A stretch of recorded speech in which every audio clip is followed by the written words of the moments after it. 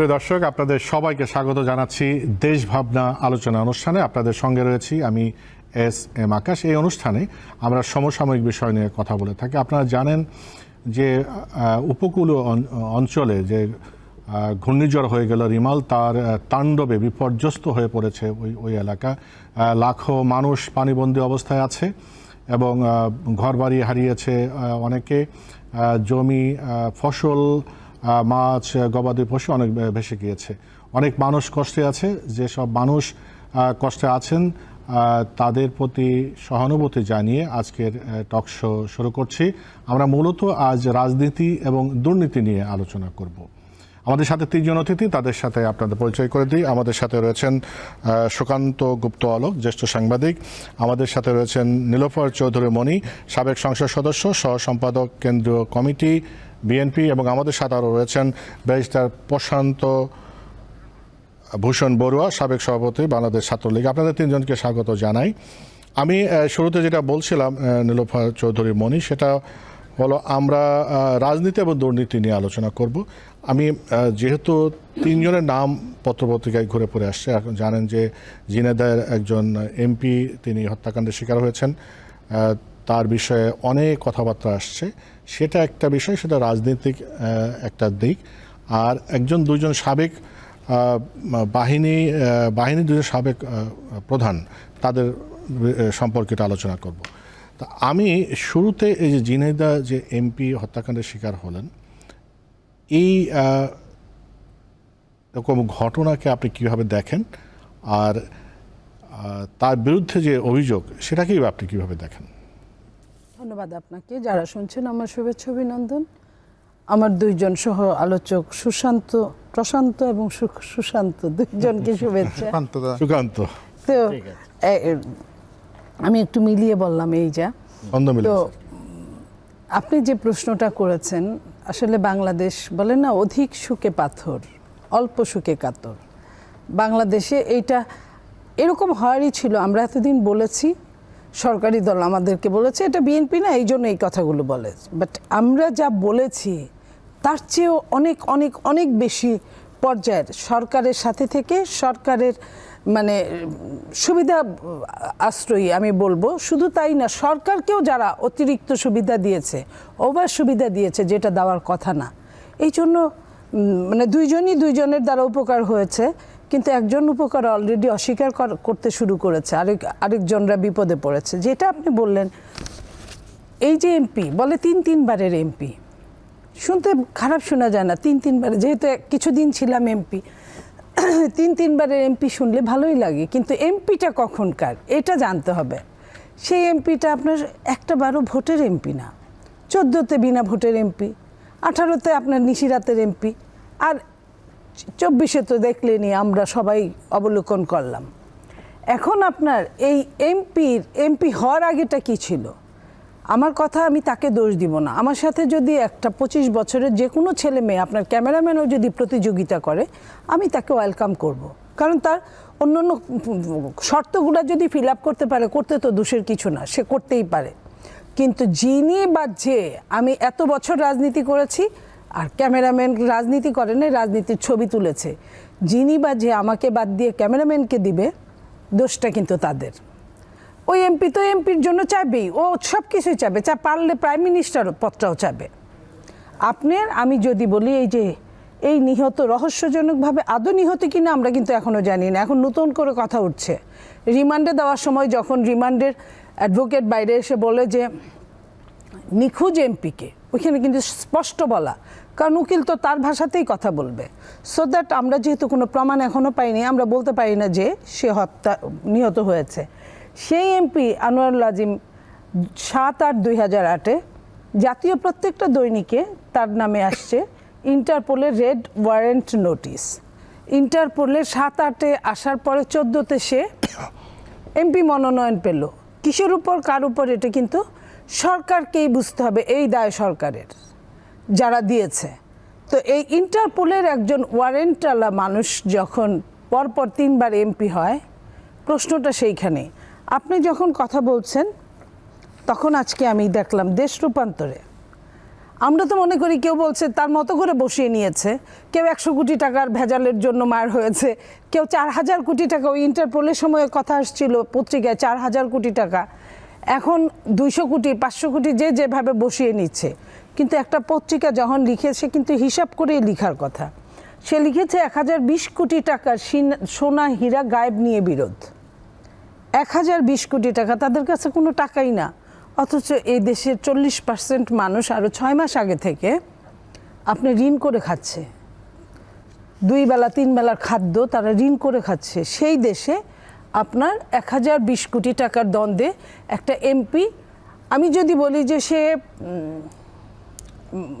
তার মৃত্যুর আমি কোনো ক্লু পাই নাই, তাহলে আমি বলতে পারি যে তাকে আমি মাফিয়া বলতেই পারি। এই সরকারের এইটা মাফিয়া তন্ত্র আমরা যে বলতাম, এটার প্রমাণটা আমি দিচ্ছি। এতগুলো টাকা নিয়ে যে গায়েব হয়ে গেল, সে মাফিয়ারা নাকি দ্বিতীয় জীবন আবার লাভ করে, এরকম শুনি মাঝে মাঝে, ওই ছবিগুলোতেও দেখায় যে একটা জায়গায় অনেক কিছু করার পরে ওইখান থেকে সরে আবার আরেকখানে যায়। যেহেতু কেউ বলছে 80 টুকরা, কেউ বলছে যে কিমা করে তারপরে ফ্লাশ করে কমোডে দিয়ে ফ্লাশ করা হয়েছে তার মাংসগুলো, তো হাড় কোথায় গেল? হাড় তো আর কমোডে এতগুলো হাড়, উল্টাপাল্টা হাড়, পায়ের হাড় হাতের হাড় তো ফ্লাশ হওয়ার কথা না। সেটাও ডাস্ট বানাইছে না কি করছে সেটাও তো তারা কেউ কিছু বলে নাই। এই যে ঘটনাটা, এর তথ্যপাত্র বা এই সমস্যা থেকে সরকার কোনোভাবে নিজেকে বাঁচাতে পারে না, আমি এটাই বলতে চাই। অনেক ধন্যবাদ ব্যারিস্টার প্রশান্ত ভূষণ বড়ুয়া। আপনি কিভাবে এটাকে ব্যাখ্যা করবেন? একটা মানুষ যে কেউ কোনো হত্যাকাণ্ডের যদি শিকার হয়, সেটা বিশেষ করে নির্মম হত্যাকাণ্ডের শিকার যদি হয়, সেটা নিয়ে মানুষের আহাজারি হওয়ার কথা, কিন্তু সেটা থেকে বেশি হচ্ছে যে তার যে বিভিন্ন কর্মকাণ্ড পত্রিকা আসছে, যে তিনি চোরা কারবারি ছিলেন, তার বিরুদ্ধে মামলা ছিল, মামলা তুলে নেওয়া হয়েছে, এমপি নমিনেশন দেওয়ার আগে এগুলো দেখা হয়নি কেন, এই বিভিন্ন প্রশ্ন আসছে। এবং নীলোফার চৌধুরী মনি যেটা বলছেন, সরকার দায় এড়াতে পারে না। আপনি কীভাবে দেখেন? তারেক রহমান সাহেবের বিরুদ্ধে তো ইন্টারপোলের ওয়ারেন্ট ছিল তো, গ্রেনেড হত্যার মামলা, ঘুষের আসামিকে বাঁচানোর জন্য মামলা ছিল 111-এ, আরও অন্যান্য মামলা ছিল, গিয়াসউদ্দিন আল মামুনের সাথে যেগুলো ছিল। এই মুহূর্তে সবার ফোকাস ওনার হত্যার মোটিভ নিয়ে। লাশ উদ্ধার হয়নি, যতক্ষণ হয়নি এটির কিছু আইনগত জটিলতা আছে, আবার পার্লামেন্টের আসন শূন্য করার ব্যাপারেও কিছু জটিলতা আছে। এটি নজিরবিহীন ঘটনা, এটা আগে কখনো সংসদ সচিবালয় বা নির্বাচন কমিশন ফেস করেনি। আর ওনার নির্বাচনী এলাকায় লোকজন প্রত্যেকটা মসজিদে তার জন্য দোয়া করছে, এই খবরও মিডিয়া দিয়েছে। একজন মানুষের রাজনৈতিক ভূমিকা, প্রি পলিটিক্যাল কেরিয়ার, নানা ধরনের ভূমিকা থাকতে পারে। আমি দেখলাম ওনার বিরুদ্ধে একটা মামলাও কনভিকশন ট্রায়াল পর্যায়ে যায়নি, যেগুলো গিয়েছে এগুলো তো উনি অব্যাহতি পেয়েছেন। অর্থাৎ উনি যখন নমিনেশন পান দলের, ওই মুহূর্তে ওনার কোনো মামলা কনভিকশনও নেই। আবার কনভিকশন হলেও আপনি যে রাজনীতি করতে পারবেন সেরকম কোনো আইনও নেই। তাহলে তো বাংলাদেশের 300 আসনের 290 শূন্য হয়ে যাবে ওই হিসাবে। এবং আপনি লক্ষ্য করে দেখবেন এরশাদ সাহেবের সময়, সেই সময়ের অত্যন্ত মর্যাদাবান রাজনীতিক পঙ্কজ ভট্টাচার্যের নামে বাংলা মোটরে ঘড়ি চুরির মামলাও দিয়েছিল, দাদাদের মনে থাকবে, ওনারা এগুলো রিপোর্ট করেছেন। বিএনপি 2001 থেকে 6-এ সাবেক বিমান বাহিনী প্রধানের বিরুদ্ধে তারই সার্জেন্টের ঘড়ি চুরির মামলা দিয়েছিল বিএনপি। সাবের হোসেন চৌধুরীর বিরুদ্ধে দিয়েছিল মানিকগঞ্জের ফেরিতে প্লেট চুরির। ম্যাজিস্ট্রেট সহাস্যে বলেছিল যে জনাব সাবের হোসেন চৌধুরীর পাঞ্জাবির মাপ কত, প্লেটের মাপ কত, এটা কি মেপেছেন? বলে যে মাপি নাই। বলে প্লেট ঢুকলো কী করে, এটা বের করে দেন। মুনতাসির মামুন স্যারের বিরুদ্ধে দিয়েছিল ময়মনসিংহে সিনেমা হলে বোমা হামলার মামলা, বিএনপি আমলে। তো সুতরাং আমি যেটা ইন্ডিকেট করছি আপনি এটা বুঝতে পারছেন। কিন্তু এই মুহূর্তে আমরা মনে করি ওনার হত্যার মোটিভটা পাওয়া জরুরি। যদি সেটার সাথে ফৌজদারি অপরাধের সম্পৃক্ততা থাকে, তাহলে উনি যদি মারা যান, যেহেতু এখনও নিখোঁজ বলছেন, তাহলে অন্য যারা আছেন তাদেরকে বিচারের আওতায় আনা যাবে। ধন্যবাদ সুকান্ত গুপ্ত অলোক। আপনি সাংবাদিক হিসেবে দুইজন বক্তব্য শুনেছেন, আপনার কাছ থেকে এই আপনার ব্যাখ্যাটা শুনতে চাই। প্রথম কথা হচ্ছে, দুজন দুটি কথা বলেছেন, আমি দুটোকেই গ্রহণ করছি। একটি হলো যে উনি, অর্থাৎ আনোয়ারুল আজিম আনার সংসদ সদস্য, তিনি এখনও নিখোঁজ আইনের ভাষায়, 1। 2, উনি আরেকটি কথা বলেছেন যে উনি নিহত হয়েছেন বা তাকে খুন করা হয়েছে, তবে খুনের মোটিভ বা তার ডেড বডির সন্ধান এখনো পাওয়া যায়নি। এরপরে ওনাদের আরও কিছু বিষয় আছে। এখন আমি বলতে চাই কি যে অবশ্যই আমাদের রাজনীতি আর রাজনীতির জায়গায় নেই, এটা হলো সত্য কথা, এটা আমাদের মানতে হবে। রাজনীতি দূষণ ঘটেছে, রাজনীতিতে পচন ঘটেছে, এবং সেই পচন আর দূষণে এরকম অনেক চরিত্র কিন্তু সামনে আসবে। আপনি একটু পেছনে যান, যদি আনোয়ারুল আজিম আনার সত্যি খুন হয়ে থাকেন কলকাতায়, তাহলে এটা হচ্ছে যে সেকেন্ড একজন সংসদ সদস্য একটা ট্রান্সন্যাশনাল ক্রাইমের অংশ হলো। আপনারা ভুলে যাবেন না 2021 সালে লক্ষ্মীপুরের এমপি পপলু, তিনি কুয়েতে এক বিশাল ঘটনার মধ্যে কিন্তু ধরা পড়েছেন। সেটি একেবারেই আর্থিক বিষয়াদি, কীভাবে কি ফাঁকি দেওয়া হয়েছে সেটা, এবং তিনি কিন্তু এখন সেখানে কারাদণ্ড ভোগ করছেন। উনিও একজন সিটিং এমপি ছিলেন।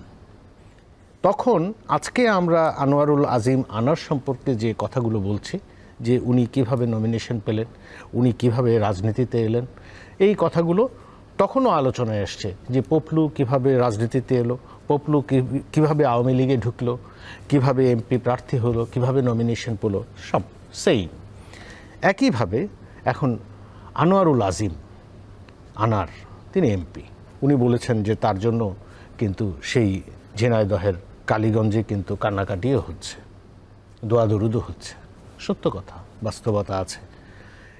আর নীলোফার মণি একটি কথা বলেছেন যে উনি এই এমপি হয়ে বা রাজনীতিতে যুক্ত হয়ে তিনি দ্বিতীয় জীবন পেয়েছেন। আমি কিন্তু দ্বিতীয় জীবন বলব না, আপনি যে পর্যায়গুলি ধরেন, উনি এখন জীবনের কোন পর্যায়ে আছে, কত নম্বর জীবন পেয়েছেন, এখন তিনি নিখোঁজ, সেটা আপনাকে হিসাব করতে হবে। এখন দেখেন যে উনি হলো একটি ফিগার, যখন আমাদের দক্ষিণ পশ্চিমাঞ্চল চরমপন্থী অস্ত্রধারীদের দৌরাত্ম্যের মধ্যে ছিল, তিনি সেই রাজনীতির সঙ্গে যুক্ত ছিলেন, ডকুমেন্টেড। এরপর আপনার নিশ্চয়ই খেয়াল আছে, এই আওয়ামী লীগ সরকারের আমলেই ওইখানে যারা এই দক্ষিণ পশ্চিমাঞ্চলে চরমপন্থী রাজনীতি করত, যারা অস্ত্রধারী ছিল এবং যারা খুন এগুলোর মধ্যে ছিল, তাদের জন্য একটি সাধারণ ক্ষমা ঘোষিত হয়েছিল। এবং সেই সাধারণ ক্ষমার আওতায় এরকম চরমপন্থী রাজনীতির সঙ্গে যুক্ত অনেকে কিন্তু স্বাভাবিক জীবনে ফিরেছে। সেটা কতটুকু ইফেক্টিভ হয়েছে সেটা পরের কথা, কিন্তু এরকম একটি ঘটনা কিন্তু মাঝখানে আছে। এখন আনারের তাহলে প্রথম জীবন হলো চরমপন্থা, হ্যাঁ, তিনি অস্ত্রধারী সন্ত্রাসের রাজনীতি করতেন, সেটার মধ্যে আদর্শ ছিল, সেটি মাওবাদী আদর্শ বলেন, কমিউনিস্ট আদর্শ বলেন, যাই থাকুক না কেন, কিন্তু তিনি অস্ত্র হাতে সেই লড়াইটি লড়েছেন। এরপর যখন রাজনৈতিক দৃশ্যপট পরিবর্তন হচ্ছে, এরপর তিনি দ্বিতীয় জীবনে এলেন। দ্বিতীয় জীবন কি? তিনি কিন্তু জাতীয় পার্টির সঙ্গে যুক্ত হয়েছেন। এরপর তিনি তৃতীয় জীবনে এসেছেন, তিনি বিএনপির রাজনীতির সঙ্গে যুক্ত হয়েছেন। এরপর তিনি চতুর্থ জীবনে এসেছেন। 96 সালে তিনি আওয়ামী লীগ যখন ক্ষমতায় আসে, তখন তিনি আওয়ামী লীগের রাজনীতির সঙ্গে যুক্ত হয়েছেন। এবং সবশেষ এখন তার জীবনটা নিয়ে আমরা চিন্তার মধ্যে আছি। তাহলে আর এখন কথা হচ্ছে যে তিনি কি আসলে খুন হয়েছেন? প্রশান্ত গুপ্ত অলোক, আপনি কথা শেষ করতে পারেননি, কিন্তু এই পর্বটা আমাদের একটু ছোট্ট, আপনাকে আমি 1.5 থেকে 2 মিনিটের মধ্যে আপনার বক্তব্য শেষ করতে বলবো। অন্যদেরও আমি এই পর্যায়ে এই আনোয়ারুল আজিমের যে প্রসঙ্গটা, এটা আমরা এই পর্বে শেষ করতে চাই। হ্যাঁ, আমি শুধু শেষ করে আনবো এই জন্য, যেহেতু তার প্রথম জীবন এবং প্রথম, দ্বিতীয় এবং তৃতীয় জীবন ঘটেছে এবং তিনি স্বাভাবিক রাজনীতিতে যুক্ত হয়েছেন, সেই কারণে তার নামে ইন্টারপোলের নোটিশ হয়েছে কিনা, তার নামে কয়টি মামলা হয়েছে, তার নামে কতগুলো জিডি হয়েছে, তিনি কয়টি খুনের ঘটনায় আসামি হয়েছেন, সেগুলো মামলা পর্যায়ে ছিল, সেগুলো ট্রায়ালে উঠেছে কিনা, এইসব প্রশ্ন কিন্তু সব অবসলিট। হ্যাঁ, তিনি যখনই রাজনীতির 3টা পর্যায়ে আছে, জাতীয় পার্টি, বিএনপি এবং আওয়ামী লীগ, এই 3টা পর্যায়ের মধ্যেই কিন্তু তিনি দেখা যাচ্ছে তার মামলাগুলো 2009-এর আগেই কিন্তু সব খালাস হয়ে গেছে। এই কথাটাই আমি বলছি, অর্থাৎ রাজনীতি মানুষকে কিন্তু তার যে অতীত অপরাধ বা তার এই যে জীবনের যে ট্রান্সফরমেশন, এক জীবন থেকে আরেক জীবন, তারপর থেকে আরেক জীবন, এর মধ্যে এখানে তার মিডিয়াম হচ্ছে রাজনীতি। এটা দিয়ে তিনি নিজেকে পরিশুদ্ধ করেছেন। আজকে তাকে বলা হচ্ছে তিনি 3 বারের এমপি, তিনি জনপ্রিয় এমপি, তার জন্য মানুষ কাঁদে। এই হচ্ছে সমস্যা। আচ্ছা, এই নীলোৎপল চৌধুরী মনি উনি বলেছেন যে রাজনীতিতে এসে পরিশুদ্ধ হয়েছেন। আপনি এইটার সাথে একমত কিনা? একই সাথে প্রশান্ত ভূষণ বড়ুয়া কিছু কথা বলেছেন, কিন্তু সময় কিন্তু আমার 2 মিনিট। আমি বলছি একটু সময় দিলে ভালো। প্রশান্ত দা একটা কথা বলল, তারেক রহমানকে তুলল, বলে না কোথায় আগরতলা আর কোথায় জুতার তলা, কার সাথে কি? তারেক রহমানের একটা মাত্র নেতা যার কথায় বাংলাদেশটা পর্যন্ত কেঁপে ওঠে, বাংলাদেশের মানুষ যার কথায় লক্ষ লক্ষ মানুষ এক কাতারে একসাথে আন্দোলন করে এবং ভোট থেকে বিরত থাকে, তার সাথে উনি কি নকশালের একজন এবং এই এত কিছুর একটা মাফিয়ার একজন। এবং এই ইন্টারপোলে তারেক রহমানের কয় টাকা আছে তারা কি খুঁজে পেয়েছে কোনো ব্যাংক থেকে, যে হাজার হাজার কোটি টাকা বা 5টা টাকা তার ব্যাংক থেকে পেয়েছে? পায় নাই। কিন্তু তারা তার কথা বলে, যে বলেন না যে মিলল না কিন্তু ছিল। এরপরে কি বলছে? মামলা থেকে অব্যাহতি। মামলা থেকে অব্যাহতিটা কখন পেয়েছে আপনি দেখেন। যে একটা সরকার যারা নিল তাদের প্রধানমন্ত্রী যেমন মামলা থেকে 15টা মামলা অব্যাহতি পেয়ে গেল, দেশনেত্রী বেগম খালেদা জিয়ার কোনো মামলাই ছিল না। 1/11 সরকার একটা মামলা দিয়েছিল, সেটাও খারিজ হয়ে গিয়েছিল। এই যে মামলাটায় তাকে এখন জেল খাটাচ্ছে এই প্রতিশোধ পরায়ণ একটা মাফিয়া সরকার, সেইখানে তারা বললো যে অব্যাহতি মামলা থেকে পেয়েছে। বিএনপি, এই লোকটা একটা সময় বিএনপি করেছে, বিএনপি করার সময় তার নামে মামলা হয়েছে। সে এত দুধে ধোয়া ছিল। আমরা বলবো না যে আমাদের দলের সব ফেরেস্তারা থাকে, একটা দল থেকে চলে এসে দলটা থেকে এখানে একদম তৃণমূল পর্যায়ে জয়েন করতেই পারে, কমিশনার হতেই পারে। সেইখানে সে যখন বড় হইতে গেল, যখন টাকা বিলালো এত, তখন উনি ভালোই যদি হতো তাহলে তখন থেকে 4000 কোটি টাকা তো ইন্টারপোলের ওই খবরটার তো ওই টাকাটা তো তার ছিলই। টাকা তো আর হাওয়া হয়ে যায় না, টাকা তো টাকার মতোই থাকে। তো এখন সেই লোকটা এত কিছুর পরে আওয়ামী লীগ কিছুই পেল না, এত জনপ্রিয় মানুষটাকে শেষে কিনা এখন বলতে হয় যারা দুর্বৃত্ত, ওবায়দুল কাদের বলেন, অপরাধী, তাদের জেল জুলুম হবেই। কিংবা যদি এরকম বলে যে সাবেক আইজিপি, সেনাপ্রধান, কাউকে বাঁচানো যাবে না, এই ধরনের তারা কিন্তু সুযোগ দিয়ে তারপরে একটা কথা বলে, তার মানে দায়িত্বটা নিবে না। আমি সেই জায়গায় বলতে চাই যে সাবের চৌধুরীর যেটা বলছেন এটা হ্যাঁ ন্যাক্কারজনক, প্লেট চুরির। তারপরে যখন এহসানুল হক মিলনকে যখন প্লেট চুরি না শুধু 70 বছরের বৃদ্ধার সাথে ধর্ষণ মামলায় জড়ানো হলো, প্লেট চুরি তো আছেই। তো যে জিনিসটা সাবের চৌধুরীর জন্য খারাপ, সেটা কি এহসানুল হক মিলন কি করছিল? কিংবা রানা প্লাজা যখন ধ্বংস হলো তখন বললো যে বিএনপি ধাক্কা দিয়ে ছাকি দিয়ে রানা প্লাজাটাকে ভেঙে ফেলেছে। এইটা হলো সরকার, এই মাফিয়া সরকার। আপনি এখানে পরিশুদ্ধতার কথা বলেছেন, আমার নাম ধরে লাভ নাই। পরিশুদ্ধতার কথা বলেছেন, পরিশুদ্ধতা এরকম জিনিস আপনি নিজে পরিশুদ্ধ হয়ে আরেকজনকে পরিশুদ্ধ করতে হয়। আমার তো মনে হয় যে কান টানলে মাথা আসবে।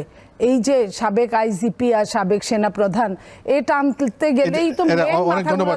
আমরা এই পর্যায়ে ছোট তো আপনার আরো সময় দেবো। বেশটা প্রশান্ত ভূষণ বড়ুয়া। আমি খুব সার্জিক্যালি বলি, সময় কম। এই যে বললেন না যে কার কথায় ভোটদানে বিরত থাকে, that is a false narrative. দুটো উদাহরণ দিই। এই উপজেলা নির্বাচন নিয়ে বিএনপির সুপ্রিমো তো বললেন যে একবারে বহিষ্কার করবো, সবাই একটা কেউ শোনেনি। বিএনপির জন্মের পর থেকে দ্বিতীয় সর্বোচ্চ বহিষ্কার হয়েছে সম্প্রতি 255 জন। কারা তারা? কর্মী না, জনপ্রিয় সংগঠক, উপজেলা পর্যায়ের কনভেনার, যুগ্ম জয়েন্ট কনভেনার, সভাপতি, সাধারণ সম্পাদক। তাদের মধ্যে 255 জনকে তাকে বহিষ্কার করতে হয়েছে। সুতরাং নির্বাচনে না আসবার আহ্বান সাধারণ ভোটার তো দূরস্থ, বিএনপির তৃণমূলেই উড়িয়ে বঙ্গোপসাগরের ভিতরে ফেলে দিয়েছে। শোনেনি তারেক রহমানের কথা। আরেকটি ঘটনা, তাহলে বলবেন ভোটার উপস্থিতি কম কেন? লোক ভেরি ইন্টারেস্টিং। বিএনপি নির্বাচনে গেলেই ওরা যাতে জিততে না পারে তাদের পূর্ব রেকর্ডের কারণে, এই বলে না বর্গী এসেছে, বর্গীর দল যদি জিতে যায় মানুষ দৌড় দিয়ে যায় ঠেকাতে।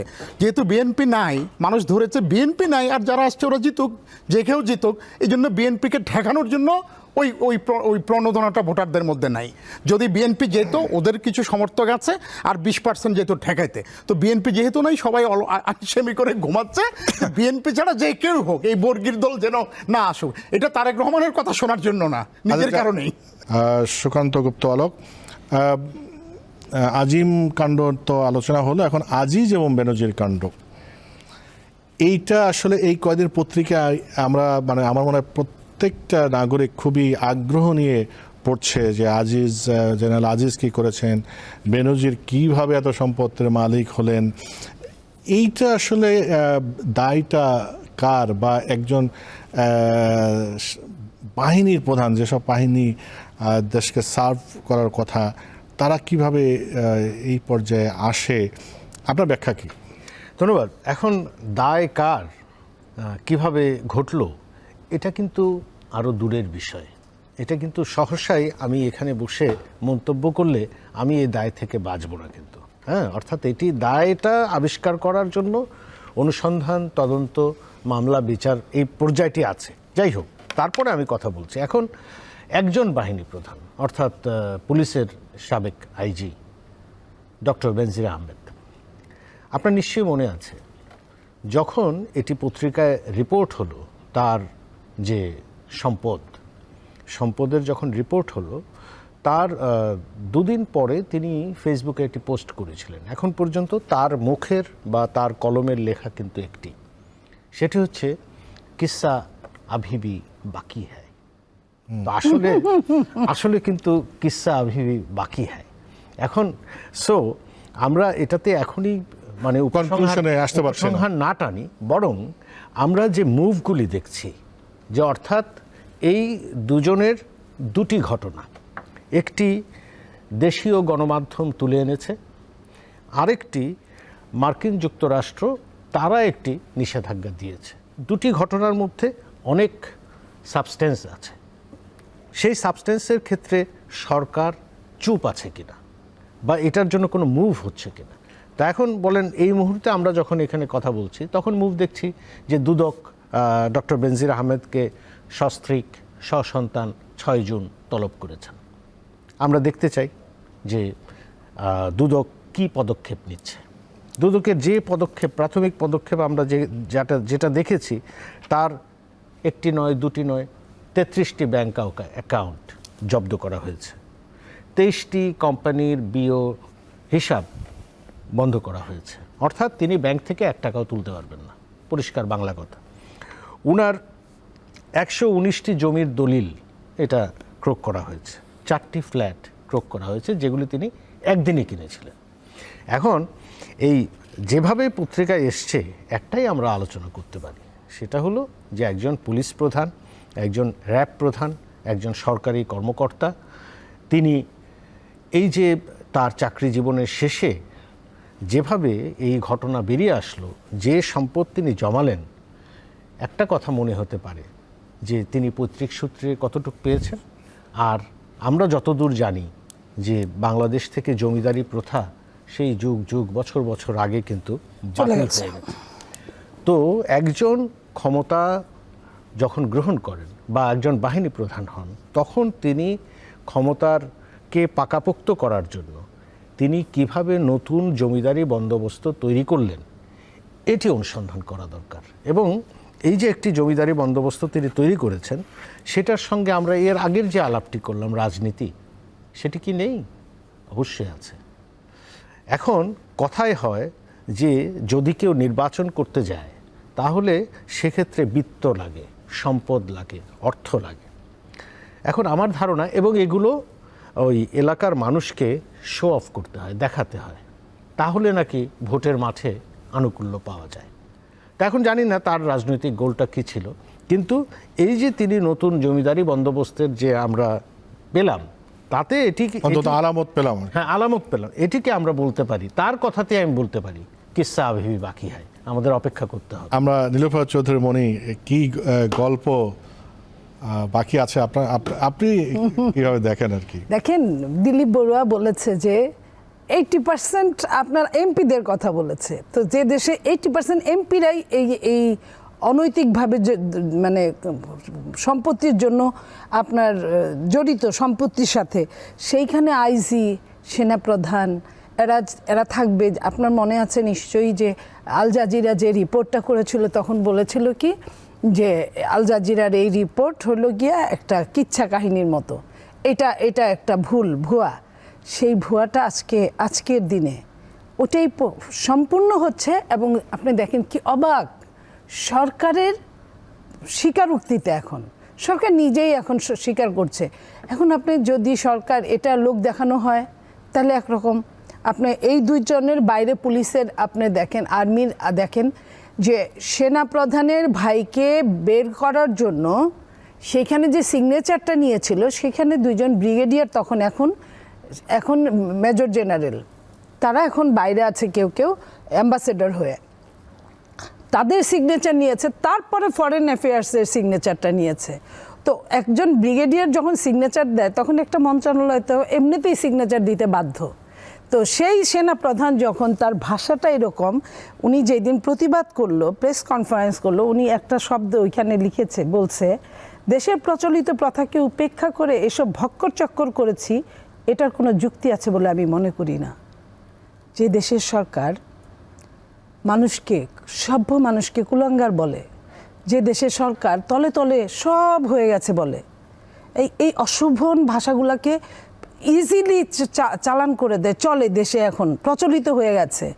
সেই দেশে একটা সেনাপ্রধানরা একটা ক্লাসের হয়, যদিও পড়ালেখা কম তাদের, কিন্তু তাদের অনেকগুলো ডিগ্রি দেওয়া হয় এবং তারা সবচেয়ে ক্রিম স্টুডেন্ট বাংলাদেশের, এটা অস্বীকার করার কোনো জো নাই। এবং এই অফিসারগুলো ম্যাক্সিমামই ক্যাডেট কলেজ থেকে আসা, সো দ্যাট তাদের ব্রেন অন্যদের চেয়ে মেধা তাদের কোনো অংশে কম না, অনেক বেশি। সেই মানুষগুলোর যদি ভাষা জ্ঞান এত নোংরা হয়, তাহলে আপনি তার সাথে সাথে সব কিছুই আপনি ধরে নেন, আমরা ধরে নিতে পারি।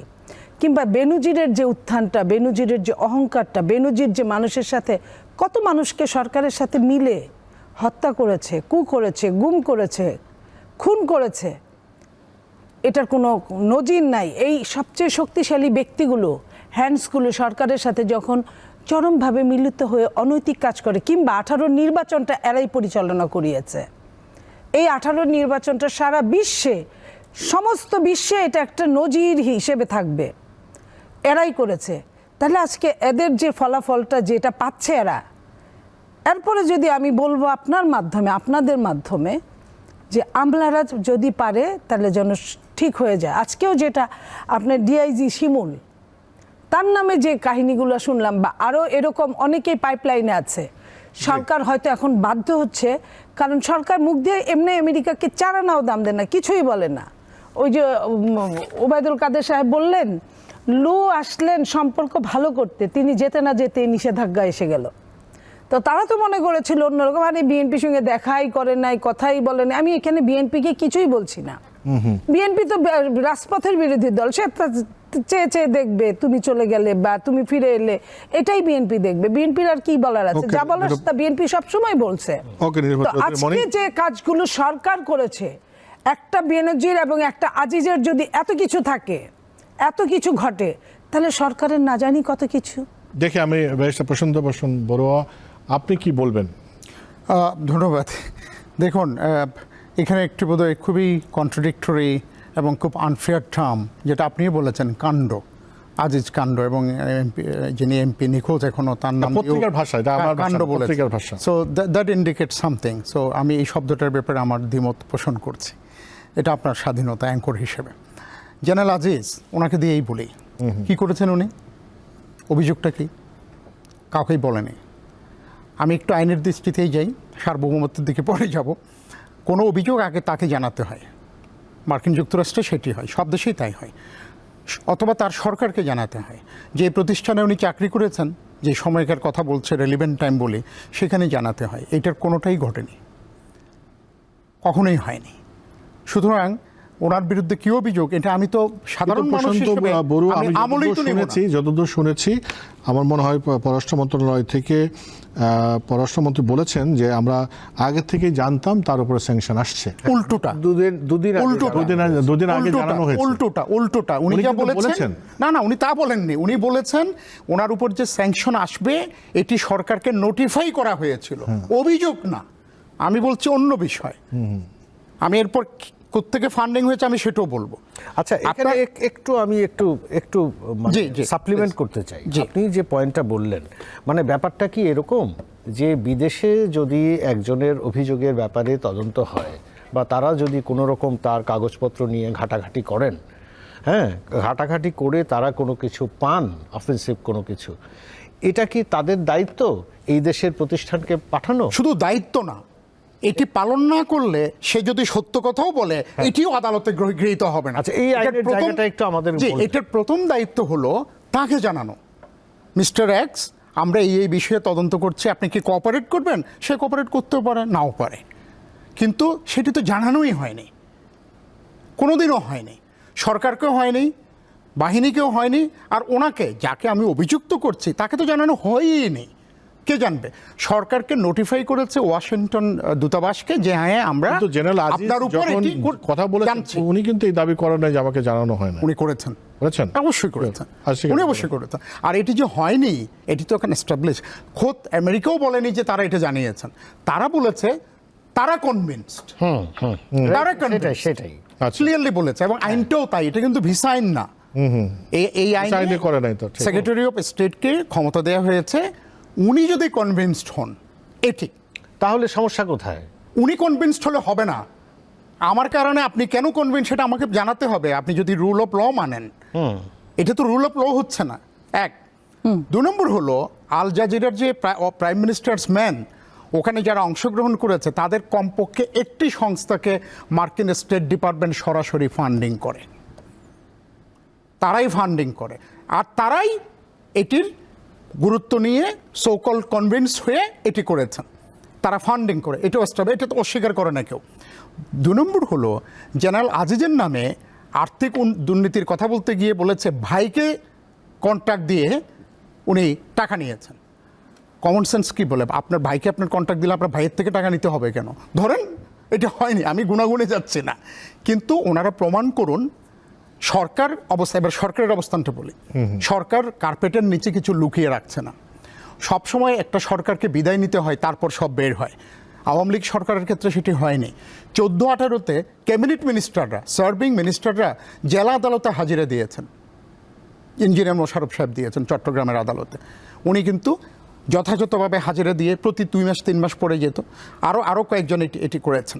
তো সরকারের অবস্থান পরিষ্কার, সরকার কার্পেটের নিচে কিছু লুকিয়ে রাখছে না, কাউকে তদন্তে বাধাও দিচ্ছে না, এবং তদন্তের ক্ষেত্রে কোনো ধরনের তথ্য প্রমাণ সরকারের কাছে এখনো চায়ও নেই। বিশ্বব্যাংকের কথা মনে আছে?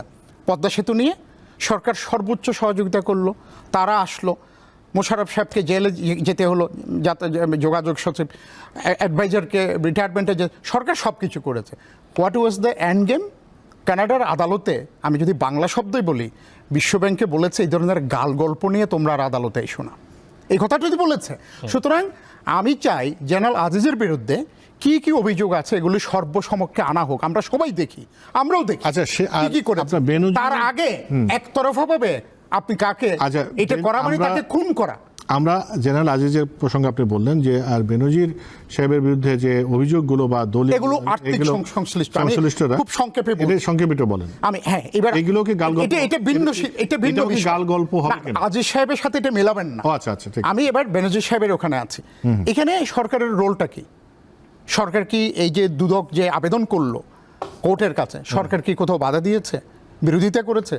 প্রসিকিউশন দুদকের যে আইনজীবী তিনি তো আবেদন করেছেন, সরকার তো এখানে কোনো রোল নেয়নি।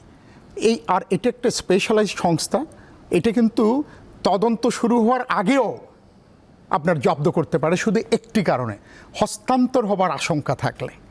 পরে জব্দ করলেও সরকার পাবে না, আপনি আমাকে বিক্রি করে দিবেন। এটা অ্যাপ্লাই করেছেন, এবং এই অ্যাপ্লাই করবার প্রক্রিয়ায় দেখুন সরকার, উনি যার সাথে যেই সরকারের সাথে চাকরি করেছেন ওই সরকার কিন্তু এখনও ক্ষমতায়, এমন না যে আরেকটা সরকার এসে করছে। তাহলে সরকার যেই স্বচ্ছতা এবং জবাবদিহিতার পথে আছে, সেটার জন্য আপনি সরকারকে ধন্যবাদ না দিয়ে উল্টো সরকারকে দায় নিতে বলছেন কেন? দাদা যথার্থই বলেছেন, এটা আগাতে দেন, আইনগত প্রক্রিয়া আগানোর পর যদি দেখা যায় যে দুর্নীতি লব্ধ অর্থ হয়েছে, কোথায় অন্যের ক্ষেত্রে কি করে, নীলুফার মনির ক্ষেত্রে যা হবে জনাব বেনজিরের ক্ষেত্রেও সেটি হবে। আচ্ছা, অনেক ধন্যবাদ। পর্যন্ত একটু অপেক্ষা। আমরা সুকান্ত গুপ্ত অলপ আপনার কাছে যদি একটু জানতে চাই, আসলে জনগণ কি চায়? জনগণ চায় যে সত্যটা বের হয়ে আসে। Right. এখন যেটা হলো, আপনি ঠিকই বলেছেন, যেটা যেহেতু একটা পর্যায়ে একটা মামলা হয়েছে, তদন্ত চলছে, একটা শেষ পর্যন্ত আমরা কি হয় দেখতে পারবো। কিন্তু আমরা দুদক যেহেতু এটা দেখছে, কিন্তু আমরা তো এরকম উদাহরণ তো আছে যে দুদকে অনেকে যে একদম ক্লিন হয়ে বের হয়ে আসছে। এখানে আমার প্রশ্ন, শেষ পর্যন্ত আমরা সত্য জানতে পারবো কিনা? আমি আশাবাদী। আচ্ছা, আশাবাদী। আর জেনারেল আজিজের ক্ষেত্রে যেটা উনি যেভাবে বলেছেন, সেটি কিন্তু এখানেও কিন্তু আজকে আওয়ামী লীগের সাধারণ সম্পাদক ওবায়দুল কাদের তিনি কিন্তু কথা বলেছেন যে যদি দুদক চায়, দুদকও কিন্তু জেনারেল আজিজের কেসটি, তার বিরুদ্ধে অভিযোগটি তারা তদন্ত অনুসন্ধান করতে পারে। এর আগে আমরা অর্থমন্ত্রীর মুখ থেকে শুনেছিলাম যে এটা সেনাবাহিনী সেনাবাহিনী দেখতে পারে। তার নিজের গতিতে তারা নিজেরা কি করবে। এখন আমরা শুধু এইটুক দেখতে চাই, আমরা এই বক্তব্যটুক জানতে চাই। Exactly. যে আমরা সবাই জানতে সেনাবাহিনী চাই। কি সেটাই, response সেজন্য করছে, সেনাবাহিনী কি রেসপন্স করছে, দুদক কি রেসপন্স করছে। সেনাবাহিনী প্রধান কালকেও কিন্তু কথা বলেছেন, ওই যে ডয়েচে ভেলে বলে যে একটা উদাহরণ দিতে পারবেন না। শান্তিরক্ষী নিয়ে উনি বলেছেন কালকে। ডকুমেন্টারি যে করেছে সেটার ব্যাপারে কিন্তু সেনা প্রধান তিনি তার বক্তব্য স্পষ্ট করেছেন। সেনা সদর তো প্রতিবাদ করেছে। হ্যাঁ, আমরা এরকম একটি বক্তব্য এক্ষেত্রেও আমরা পেতে পারি বলে মনে করি। আচ্ছা, নীলুফার চৌধুরী মনি, দেখেন, এটা এখন এতদিন কোথায় ছিলেন? সরকার যদি তার যদি মানে খুবই নিরপেক্ষতা থাকতো, যদি সরকারের যদি প্রথম থেকেই যদি এটা হতো, তাহলে কিন্তু এই দানব হতে পারতো না, কেউই দানব হতে পারতো না। আমি যদি প্রথম দিনই আমি ট্রান্সপারেন্সির মধ্যে পড়ি, তাহলে কিন্তু আমি শেষ দিন পর্যন্ত এইটা রাজনৈতিক স্থিতিশীলতা নাই বলে একটা দেশে চরমভাবে এদেরকে একটা সুযোগ দিয়েছে। নইলে দেখেন, এই বেনজির রাষ্ট্রীয় শুদ্ধাচার পুরস্কার প্রাপ্ত, যার কিনা দাদা যতগুলো উদাহরণ দিলেন কি কি কি কি পাওয়া গেছে, এই এতগুলা রাষ্ট্রীয় শুদ্ধাচার পুরস্কার প্রাপ্ত। অথবা দিলীপের কথা নিশ্চয়ই আপনার মনে আছে, এতগুলা মার্ডার করার পরে তাকে, সেও কিন্তু এই সরকার দ্বারাই পুরস্কার প্রাপ্ত। তো এই যে পুরস্কার প্রাপ্ত, এটা তো তখনই ওনারা তো এরকম যে কোনো মূল্যে হোক বিএনপিকে ধরতে হবে, দোষারোপ করতে হবে। যেমন এই যে কতক্ষণ আগে উপজেলা নিয়ে বললেন যে আমাদের নেতার কথা শুনে না, ওটা তো তৃণমূলের কর্মীরা, ওরা বেশিরভাগ নেতাও না, তৃণমূলের কোনো থানার বা ইউনিয়নের বা জেলার সর্বোচ্চ। আপনার নেত্রী আওয়ামী লীগের নেত্রী, উনি ছাড়া নাকি গাছের পাতাও নড়ে না। উনার দলের কিন্তু কোনো এমপি মন্ত্রীরা নড়া তো দূরের কথা, মারামারি করে। উনি একটা মানুষকে, একটা কারো সালাসমন্দি কারো আছে, আপনার শাহজাহান খান থেকে শুরু করে আপনি দেখেন যে ওনার কথা শুনছে, উনি সর্বোচ্চভাবে বলছে যে আত্মীয় স্বজনরা ভোটে দাঁড়াতে পারবে না। নেত্রীর কথা, যার কথা 4 বার ক্ষমতা ধরে রাখছে কুক্ষিগত করে, এজেন্ট হিসেবে বাংলাদেশের কাজ করছে, দাস প্রথা নিয়ে আসছে, যে সেই দাসের যে সর্বোচ্চ দাস, সেই দাসের কথাই তারা শুনে না, তারা আমাদের কথা কেমনে শুনবে? আর আমাদের সঙ্গে এটার তুলনা করে নিজেদের লজ্জা শরম, তারা হচ্ছে দোকান কাটা। তো দোকান কাটা, এবং ওই যে উনি চালুনি হয়ে সুচকে বলে যে তোমার একটা ফটো আছে, চালুনিতে একদম সারখার হয়ে গেছে। আমরা তো এখন বসে আছি সেই 1, 2, 3 এইসব নাম্বারের লোকরা কবে ধরা পড়বে। এইসব বেনজির, এটা তো আজিজ তো 2 বছর আগেই আল জাজিরা যা দেখানোর দেখায় দিছে। এগুলা নিয়ে এখন আমাদের এই অবসরপ্রাপ্তদের নিয়ে আমাদের মাথা ব্যথা নাই। আমাদের মাথা ব্যথা এখন 1, 2, 3 আসুক, তারপরে বোঝা যাবে। আপনি কি শেষ করবার কিছু যোগ করতে চান? বিএনপির সাথে কথা বলা হলো, ধরেন বোবাই বলে আর কানাই শোনে টাইপের, তো ওই কাজ আমি যাব না। আমি বরং চাইবো যে বিএনপি যে নির্বাচনের আগে যে অবরোধটা ওনাদের কানা ছেলে পদ্মলোচন লন্ডন থেকে শুরু করলো, বিদ্যুতের বিল দিবেন না, পানির বিল দিবেন না, আদালতে যাবেন না, ওই পদ্মলোচন কানা ছেলে এটা প্রত্যাহার করেছে কিনা আমরা এটা একটু জানতে চাই। ওই অবরোধ কিন্তু চলছে এখনো। আপনি উত্তরটা দিয়ে দিতে পারেন। হ্যাঁ, উত্তরটা আমি এটাই দিতে চাই যে এটা হলো আপনার খণ্ডীয়ত্ব অথবা চন্দ্রবিন্দু, দিলে সুন্দর হয়, পুক্ত হয়, না দিলে সমস্যা হয় না। উনি চন্দ্রবিন্দু নিয়ে কথা বলছে, ওনাদের ক তারেক খ গ রহমান ঘ চন্দ্রবিন্দু, ABCD, না ধন্যবাদ। না ওই কথাটা যেটা বলছে অবশেষে এটা হচ্ছে অরিন্দম চন্দ্রবিন্দু। কহিলা বিষাদে চন্দ্রবিন্দু যে বিদ্যুৎ বিল দিবেন কিনা, এই তারেক বিল দিবেন রহমান কিনা। চন্দ্রবিন্দু তারেক এখন। রহমান আমাদের নেতা, তারেক রহমান বাংলাদেশে বিএনপির অবিসংবাদিত নেতা, নো ডাউট।